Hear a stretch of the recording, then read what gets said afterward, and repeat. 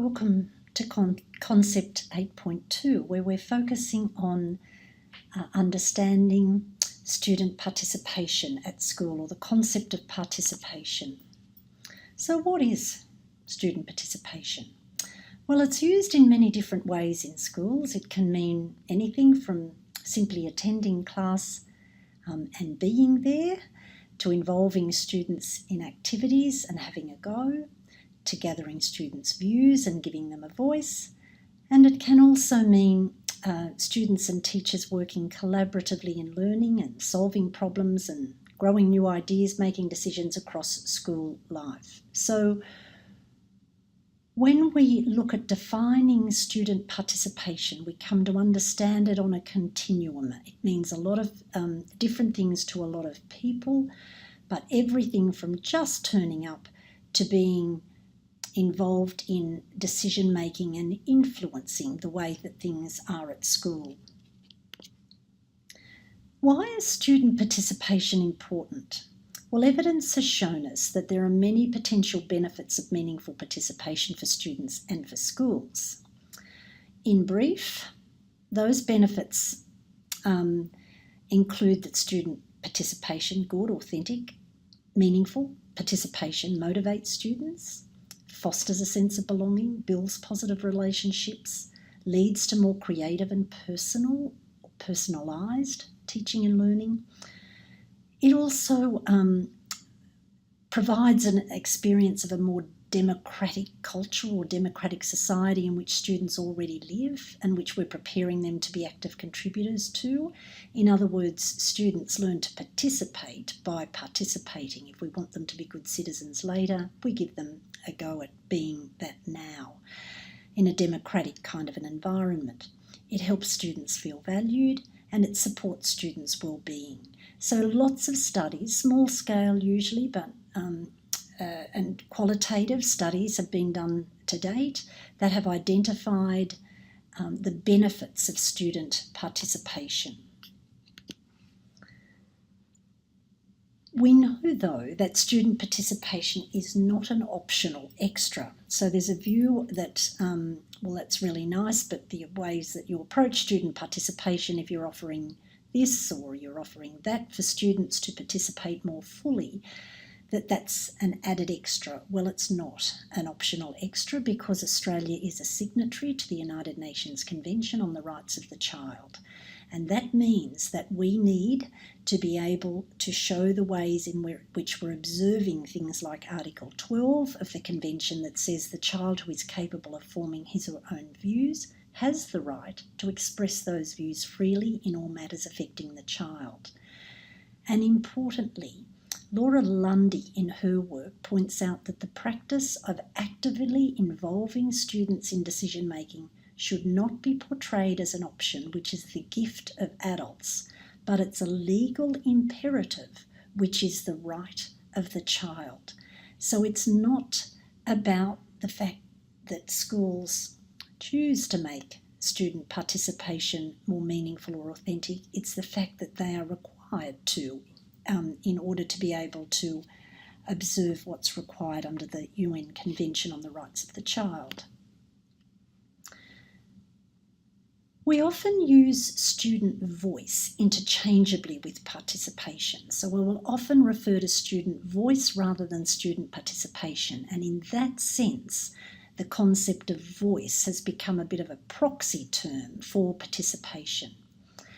But as we saw in the previous slide from Laura Lundy, the emphasis on voice alone potentially limits participation because it neglects the surrounding kind of cultural conditions, or the space in which voice is gathered, who is listening and how, and the relationships that exist between the people involved. There is now, therefore, a shift that's occurred from notions of voice to notions of intergenerational dialogue, or the conversation that occurs between adults and children, and children and young people. So that dialogue differs from voice because it suggests shared input, student and teacher voice, not just one or the other, listening, responding to each other, clarifying understandings, seeking solutions together, and opportunities for all students, not just the chosen few who might happen to be part of the Student Representative Council or some other body that you might have in place. So a key point to consider is that we'll find lots and lots of talk, and you'll hear lots and lots of talk in the different educational settings in which you work about student voice. But we do need to consider that there are meanings and limitations to voice. There are four elements that we've identified in our work around student participation that are really important. And these four elements are around voice, student voice, where participation is about being listened to and heard in different areas of school life, having influence, where students' views influence actions or decisions, having choice, where participation is about being able to make some personal choices at school and then choosing the ways in which they will participate, and working together, where participation is about teachers and students taking shared actions in all aspects of school life. So when we unpacked the elements of student participation at work in schools, they tended to cluster, the ways in which student participation was described tended to cluster around having voice, having influence, having choice, and working together.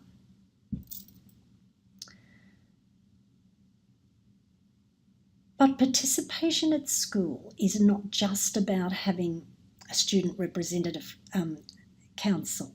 In fact, the evidence suggests that SRCs, for instance, are often seen as tokenistic. Meaningful student participation needs to be evident across all areas of school life. The places or the spaces where participation was described at schools included in the classroom, in relation to learning, assignments, seating arrangements, and group work. That is, having voice, having choice, having influence, or working together to create a more collaborative classroom environment. Another space at school for participation was in co-curricular areas. Sports, arts, debating, special interest committees like school grounds or canteen, fundraisers, excursions and camps. Students described how important being able to participate, having voice, choice, influence and working together were in relation to the co-curricular areas. Formal structures like SRCs were mentioned, student representative councils, and as I've mentioned, in lots of examples in schools, both teachers and students said that SRCs were a little tokenistic in their efforts to be able to engage and involve all students. But there were some that were quite inspiring and innovative in the way they'd been set up as a structure, but other structures around student leadership initiatives or school governance, or policy or planning being involved, having students involved, for instance, in developing the bullying policy at school, or other relevant policies like the, in relation to the use of technology at schools. And then the other space is what we've called informal interactions at school. And this is really where students saw their participation very much through informal conversations, often out of class time. And if you look at that diagram that's there, there's something really important happening in the foundations underneath these different spaces. So building back on the work that we've been talking about so far in the last topic and in this topic are about the importance of relationships at school and the importance of recognition.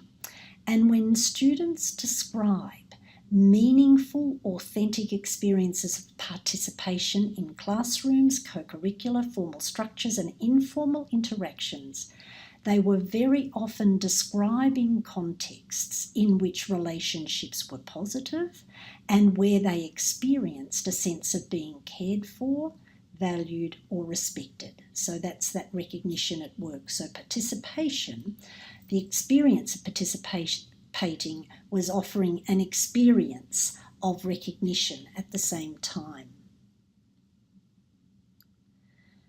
So let's look at the opportunities then that students have to participate in schools in terms of the way they described voice, influence, choice and working together. And let's reflect on the kinds of questions that educators might think about in relation to those. Do students have any voice in establishing class rules or addressing challenging behaviours or developing assessment criteria? In terms of influence, are there opportunities for dialogue with decision makers like the principal or the class teacher or the the SRC, Student Representative Council members, to be able to influence change within schools? And then importantly, does anyone follow up with students to provide feedback about their ideas? If we're asking students to have input, if we're consulting with students about important change in schools, do we go back and explain, for example, if what we've changed and what we haven't, and why or why not? In terms of choice, some of the questions about what kind of opportunities might there be for assessment types and approaches, choice within assessment types and approaches to the ways in which assessment takes place, where they sit, what electives they take, what time breaks are, and then in terms of working together, what opportunities are there for teachers and students to work together, for example in planning lessons or unit activities, solving problems, improving the school environment. We'll turn next to exploring the impact of such participation on both the recognition and the well-being of students.